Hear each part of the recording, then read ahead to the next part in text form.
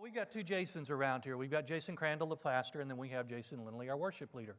And sometimes you go, well, which one or which one whenever you're trying to talk to either one of them. So I just call them Crandall and Lindley. And last week we were standing down here just after teardown, and Crandall made the comment that I would be preaching this week. And Lindley's standing here, and he looks over at me, and he says, seriously? You're letting Daryl teach on a message or on a series about marriage? He's not finished, though.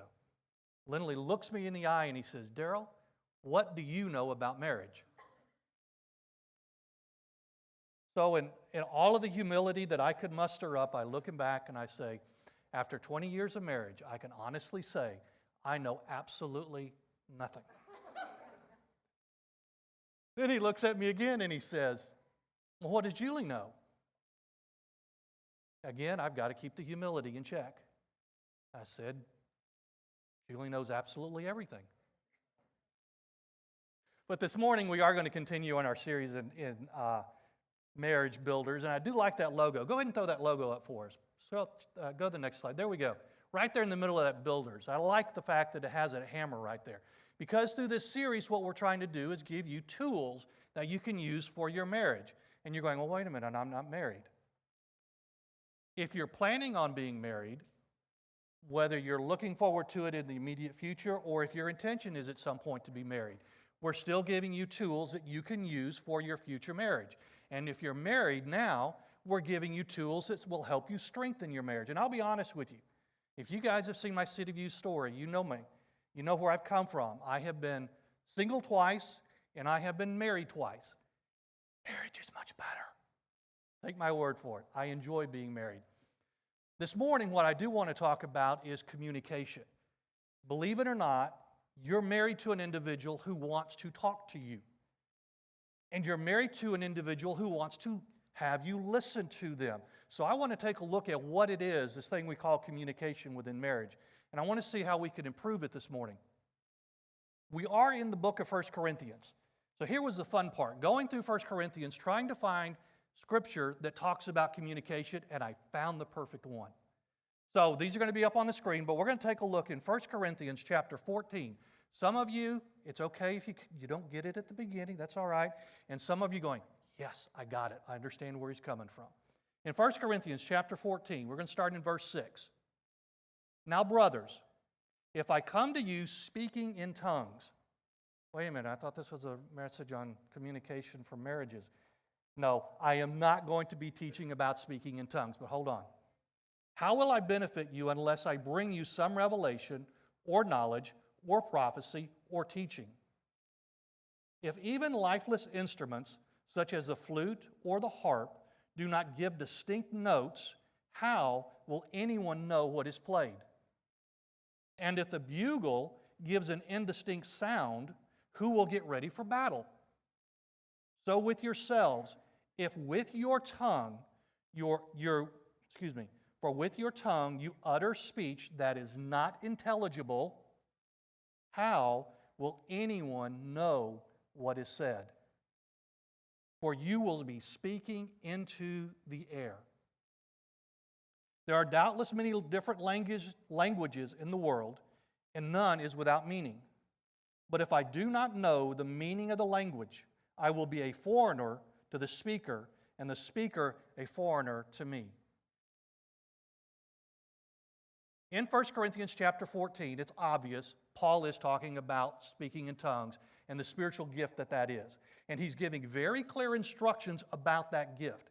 Because Paul's concern is, you see, if you're speaking in tongues and you don't have someone to translate, who in the world is going to understand what you're saying? So if you do not have someone to translate, keep quiet. Because Paul's intention is the language that should be spoken in a church is that of the majority of your attenders. Paul's concern here is that the gospel is communicated clearly. In fact, if you go back down to verse 10, he says, there are doubtless many languages in the world, and none is without meaning. But if I do not know the meaning of the language, I will be a foreigner to the speaker, and the speaker a foreigner to me. So if you have the misuse of the gift of tongues in the church becomes a foreign land for the tenders. And Paul does not want that. He wants the gospel to be communicated clearly in the church to avoid confusion. If you want to avoid confusion in your marriage, you need clear communication. There has to be clear communication. Clear communication, point number one. Clear communication is needed to avoid confusion in the marriage. If you guys are not talking to each other in a language that your spouse can understand, guess what your spouse is thinking? Which country am I visiting today? And it goes both ways, husband and wives. There are times when you are sitting in your own home and you're wondering, am I in a foreign land because I have no idea what's being said to me? If you want to avoid communication in your marriage, you have to communicate clearly with each other. Now, I'm not going to stand up here and I'm not going to cite polls and I'm not going to go off on scientific research. But what I want to do is lay out 4 simple points for you guys today, okay? Looking back at verse, how many do we have here, though, that are parents with students who are in band? Oh, really? Okay, we got, yeah. My youngest is in band. He's been in band since the 6th grade. So he goes, his mom is a band director, by the way, too. You can see her talent whenever she's up there. It's amazing. And he inherited his musical talents from his mom. So she took him to the band tryouts, got him all situated, and they gave him an instrument. And that first day he brought that instrument home, I thought, oh my gosh, what is that? And he proudly proclaims it's a euphonium. What is a euphonium? The only way that I can describe a euphonium, the only instrument bigger than a euphonium is a tuba. This case, at the time when he was in the 6th grade, the case was almost as big as this poor kid was. And here he is lugging it into the front room. Oh, geez. But he's proud of it, right? He pops that case open. He pulls that horn out. And the first note he blows, I thought, this is going to be a long 6 years until he graduates from high school. Praise God, he inherited his mother's music talents, and it's much better today. But it took practice for him to get to that point. So when Paul comes in here and he says, even in the case of lifeless things that make sounds, such as a harp or the flute, do not give distinct notes. How will anyone know what is played? And in verse 8, Paul even goes on, and if the bugle gives an indistinct sound, who will get ready for battle? I know none of you have had a conversation like this. Husbands, you and your wife, you're getting ready. Both of you are getting ready for the day. You're both going your different directions for the day. She to work, you to work, kids are going to school. Your wife just kind of offhandedly says, your son's baseball practice ends at 5:30 this afternoon. Okay. And both of you go your ways. About 6 o'clock that evening, both of you come back home. Neither one of you have your son. I told you to pick up your son after practice at 5:30. No, you told me that his practice ended at 5:30. Well, you should have known what I meant. Our husbands, have you ever done this? I need a new drill press. Okay. Saturday morning comes along, your wife is out in the garage looking for something, and she stumbles upon a new drill press. She comes back in the house. Why is there a drill press out in our garage? Well, I told you I was going to get one. No, you told me you wanted a new drill press. The only thing about that conversation that she actually interpreted right is whenever you said you need, she really knew you meant I want. To avoid confusion in the marriage, you have to have clear communication. So I'm going to lay out 4 steps for you, easy steps. I got 2 steps for the guys, 2 steps for the ladies. Step number 1, we're going to start with you ladies. Wives, talk to your husbands. You guys are going, I don't have a problem with that. You wives, that's an easy thing for you to do, right? And that's fine. That's the way God created you. In fact, we were talking a little earlier about the difference. I mean, men and women are created differently. There's no doubt about it. That is the way God made us. And women, they have a gift for talking. Okay? That's fine. What I ask, though, is when you are talking, please be clear, be concise, and leave no room for interpretation. Be honest. When you're laying out your needs, your wants, please be clear, be concise, and be honest. Do not leave room for any interpretation of what you're telling us. Shall we say, a spirited back and forth should never include the words, "You should have known what I meant." For example, my wife has raised and she's done a marvelous job with raising 3 fine young men. All of them volunteer here in the church. They all have their assignments as volunteers here. Great job at raising those 3. But I can remember coming home in the evenings and hearing the stories of what those 3 have been up to throughout the day. And they were not good stories, okay? When your husband comes home, don't tell your husband what monsters your kids have been, expecting him to do something about it. Because guess what? We're not. If you want your husband to take your kids for a little while for you to do something else, then tell him, I've been with these kids all day long. Would you please spend some time with them? And guys, listen, okay? Women, when you want a date night, please don't talk about how hard you work, okay? Or how tired you are. I need a date night. Straightforward, to the point. We need a date night. Or, this is one I like. Oh, man, I am just tired. I really need some time away. No, tell me you want to take a weekend to yourself. Julie has done it, and good for her. If you want a weekend to yourself, tell your husband, tell your guy, I'm taking some time away. There's nothing wrong with it. There is nothing wrong with you clearly communicating what you need and what you want. So, ladies, remember this. How did your marriage start? If you have children, how did your marriage start? Just you and him. And guess what? There will come a point in time when it's going to be just like it was in the beginning. The kids are going to leave home. They're going to start their own families. And it's just going to be you and him again. So if you do not learn how to talk to him now, how in the world are you going to spend the rest of your life talking to him when it's just the two of you? So please, talk to your man. Step number 2 to clear communication. All right, guys, your turn. Just told the wives we want them to talk. Now we want you guys to listen.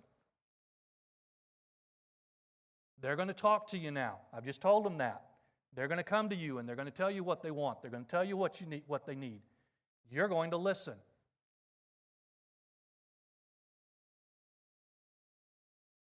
Okay, I can listen. I can do that. I can sit there and I can shake my head. Yeah, dear. Sure, dear. Whatever you say, dear. No. Listening is not a spectator sport. Listening is interactive. You have to get into it. In fact, when it comes to listening, there are 3 objectives for listening. The first one, you have to hear what the other person is saying. Well, that sounds easy enough. I can sit there and I can hear all the words she's saying. Now, look at number 2, though. What do you have to do next? You have to understand what she's saying to you. Yeah, you got to step up, guys. You got to pay attention to what's going on. But not only that, look at that third objective. You have to let her know that you hear and that you understand. Objective number one, when it comes to hearing what your wife says, please pick up that remote to do one thing. Put the TV on mute. We were watching Fox News yesterday. I don't know, we like to put it on every now and then, and some of those shows are just crazy, just to be honest with you. What they like to do, if you've ever seen Fox News, they'll get like 6 different people on there, right? And then they'll line all these 6 people up into boxes on the screen. And then you have 5 out of the 6 all trying to talk at the same time. So here I am, I'm watching all of this conversation on Fox News, and Julie says something to me. About halfway into the sentence that I realized she was talking to me. So I had to pick up the remote, I had to put that conversation on hold over here so that I could listen and hear what she was saying over there. I've had the guys come through. They'll come through and they'll be tearing up and just carrying on like they do always, and I will have to tell them, be quiet so I can hear what your mom is saying to me. I love DVRs. We have several of them. Hit that pause button. If you're reading a book, put your bookmarker in there and close the book. Don't leave it laying open on your lap. It's too tempting to try and turn back to it, especially if you don't like what she's having to say. No. Close the book. Chase the kids out of the room. Whatever you need to do, guys, you make her the center of your attention when she is talking to you. You hear what she is saying to you. Then you start understanding what she is saying to you. It's not enough just to hear her words. Watch her face. What is her expression when she says, I am okay? If it's all twisted up, she's not okay. Watch her body language. If she says, I'm fine, and her shoulders are tense, guys, she ain't fine. If she's sitting there and going, I'm okay, she's not okay. So watch her face, watch her body language, see how she's saying what she's saying, because sometimes it's not going to match up with her words. Now, she can sit there and she can say she's okay, and she's probably trying to work to being okay, but right then she's not. And you need to let her know, point number 3, I get it. I hear what you're saying, I understand what you're saying, and I get it. You're not okay right now. I understand. You're trying to get there, but you're not there yet. And guess what? I'm okay with that too. Now, guys, what do we like to do when our wives start talking and telling us their problems? We want to tell them how to fix it. That's how we are. We are builders. We are creators. We are makers. We like working with our hands. You give us a problem, and we are there to solve it for you. Doesn't always work out that way. In fact, we have an example. I want you to watch a video here that explains that for you. It's just, there's all this pressure, you know? And sometimes it feels like it's right up on me, and I can just feel it, like literally feel it in my head, and it's relentless, and I don't know if it's going to stop. I mean, that's the thing that scares me the most, is that I don't know if it's ever going to stop. Yeah. Well, you do have a nail in your head. It is not about the nail. Are you sure? Because, I mean, I'll bet if we got that out of there... Stop trying to fix it. No, I'm not trying to fix it. I'm just pointing out that maybe the nail is causing... You always do this. You always try to fix things when what I really need is for you to just listen. Yeah, see, I don't think that is what you need. I think what you need is to get the nail See, you're out. not even listening now. Okay, fine. I will listen. Fine. It's just... Sometimes it's Like, there's this achy, I don't know what it is. And I'm not sleeping very well at all. And all my sweaters are snagged. I mean, all of them. That sounds really hard. It is. Thank you. Ow! Oh, come on. If you would just... Don't. Try to see things my way. One of the problems that you guys and we have, it's hard for us to show any empathy. Seriously, it really is. That's just not how we're wired. But listen, hear what she's saying, understand what she's saying, and then let her know that you're hearing and you're understanding. And there are times, guys, now there are times you need to do something. We were talking just before the service, somebody was sharing with me kind of how the conversation will go sometimes whenever his wife is sharing with him. And he'll ask the question, flat out will ask the question, do you want me to listen or do you want me to do something? And most of the time she will answer, I don't know. Listen then, in that case, listen. But there are times when you need to step up. If your wife says, these kids are driving me crazy today, will you please take them? Then man up and take your kids and spend some time with them. Don't complain about how tired you are. Don't complain about the long day you just had. Two of your responsibilities as a father, provide for your family, be there for your family. So when she wants you to take the kids off of her hands so she can finish dinner, or she's got a couple of other things she needs to do it. If your wife says, we need a date night, don't say, that sounds like a good idea. Maybe we could do that sometime. No. Pull out your phone, tap that calendar application, and make a day. Put it on there and say, yes, this is when we are going on a date. Who do we need to get to babysit?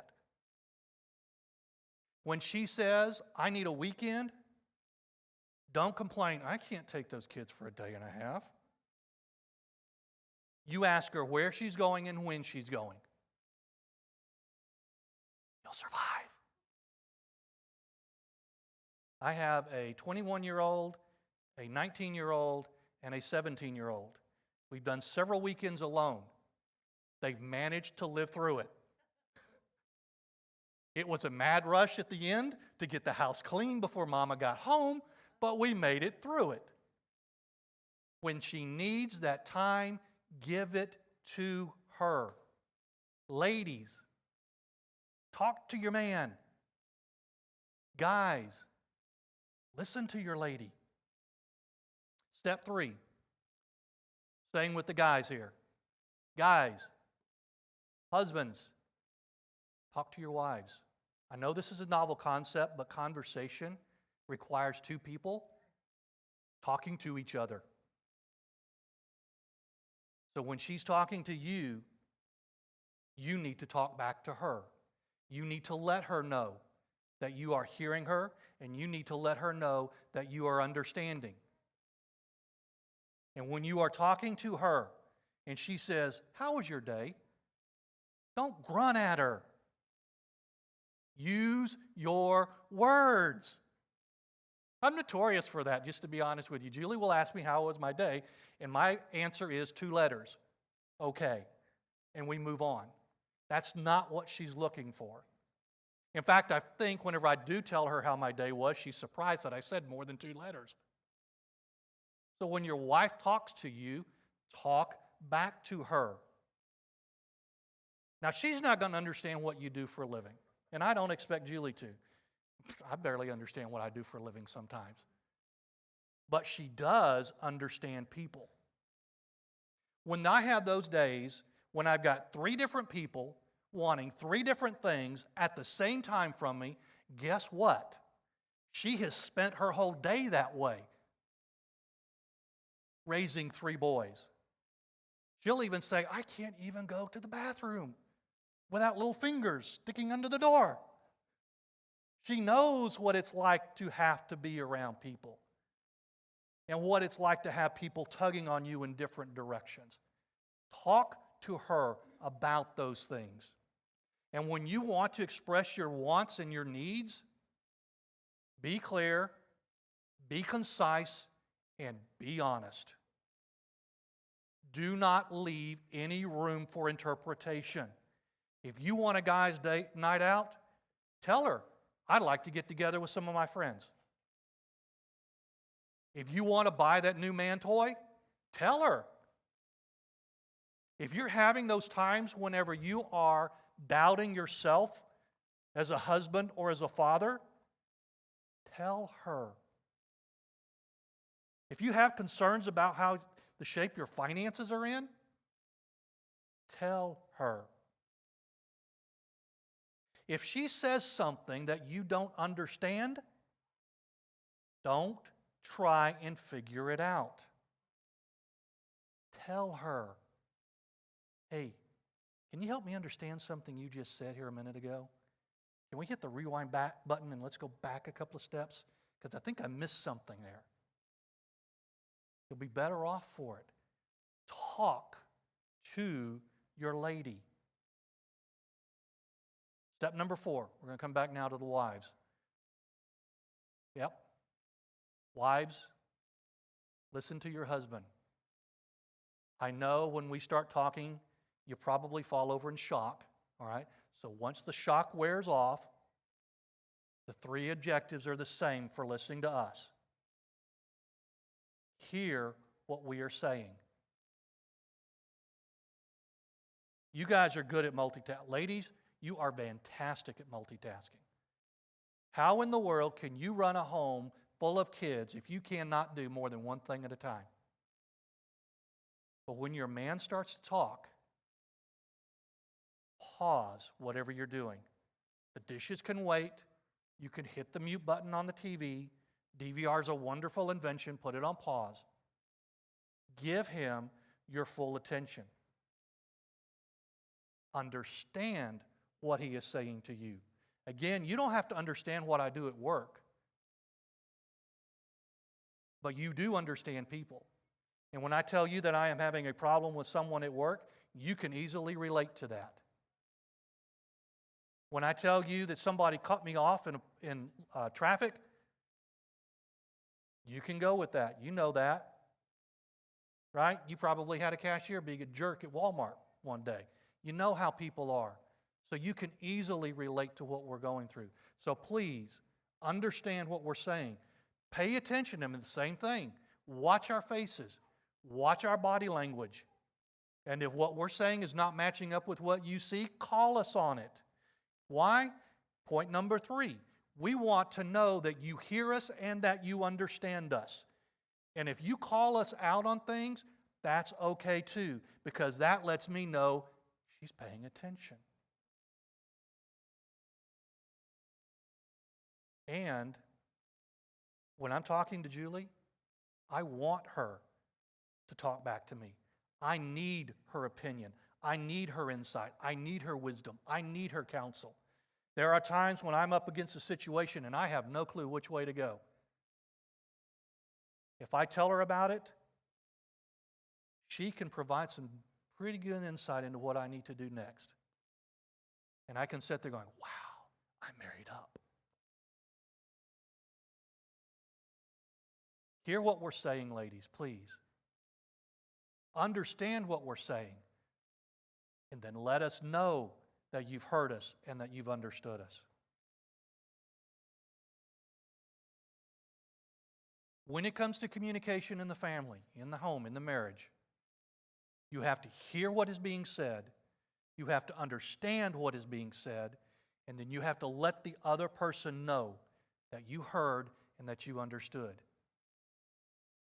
Now, when it comes to hearing and understanding, does that mean that you're always going to agree with one another? If you and your spouse agree with one another 100% of the time, someone's lying. You're not always going to agree.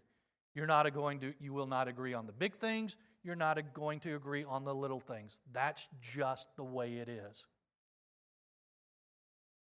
Here at City View, one of our core values is that we love our biblical roles. We love our role as a man, and we love our role as a woman. We love our role as a husband, and we love our role as a wife. Wives, your husband is the head of the family. He will make the final decision. Husbands, you are the head of the family. You will make the final decision. And you will live with the consequence of that decision. So listen to your wife. If she has concerns about your decision, pay attention to those concerns. Many disasters can be averted if you will not be pig-headed and you will listen to what she has to say. When it comes to clear communication in the marriage, wives, husband, talk to each other. Listen to each other. Remember what that warning Paul gave us there back in 1 Corinthians 14, verse 7. If even lifeless instruments, such as the flute or the harp, do not give distinct notes, how will anyone know what is played? And if the bugle gives an indistinct sound, who will get ready for battle? So with yourselves, if you, or with your tongue, you utter speech that is not intelligible, how will anyone know what is said? For you will be speaking into the air. If you want to do more than just speak to the air, pardon the pun, but if you want to hit all the right notes in your marriage, talk to each other, listen to each other, hear what is being said, understand what is being said. Work hard at communicating with each other. Father, thank you for this time that we have been able to delve into this important subject for marriage. And I ask that you just take the words that have been spoken and you bury them in our hearts.